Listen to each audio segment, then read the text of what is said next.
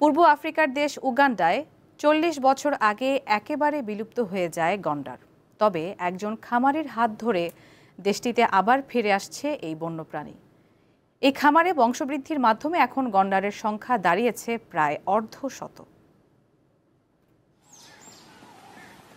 পূর্ব আফ্রিকার দেশ উগান্ডায় একসময় কালো ও উত্তরের সাজা প্রজাতির গন্ডার বসবাস করত। কিন্তু ১৯৮০-র দশকে তৎকালীন স্বৈরশাসক ইদি আমিনের শাসনামলে রাজনৈতিক অস্থিরতা, চোরাচালান ও শিকারের কারণে প্রায় ৭০০ থেকে গন্ডারের সংখ্যা প্রায় শূন্যে নেমে আসে। ওয়ালটন এখন দেশের সীমানা পেরিয়ে পৌঁছে গিয়েছে ৫০টিরও বেশি দেশে।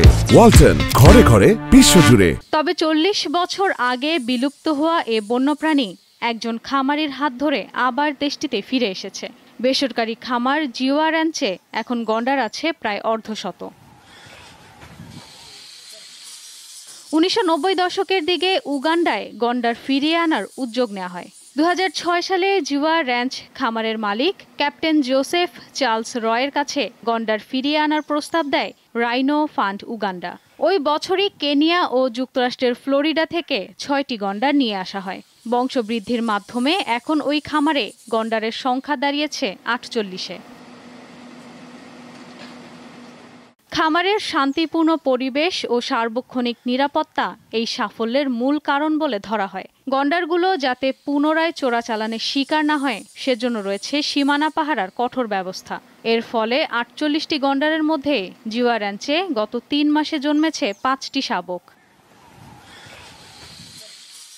জিওয়া কর্তৃপক্ষ জানায় তাদের মূল লক্ষ্য পর্যাপ্ত গন্ডার প্রজনন করে উগান্ডার জাতীয় উদ্যানগুলোতে স্থানান্তর করা।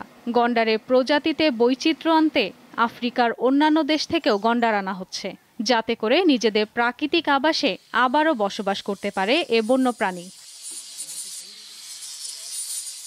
জিওয়া র্যাঞ্চে গন্ডারের বাইরে চিতাবাঘ, জিরাফ, জেব্রা সহ ৩০০টির বেশি প্রজাতির প্রাণী দেখা যায়। পর্যটকরা এখানে এসে বন্যপ্রাণীগুলো দেখতে পারেন। পর্যটকদের থেকে পাওয়া অর্থ প্রাণীগুলোর সংরক্ষণে ব্যয় করা হয়।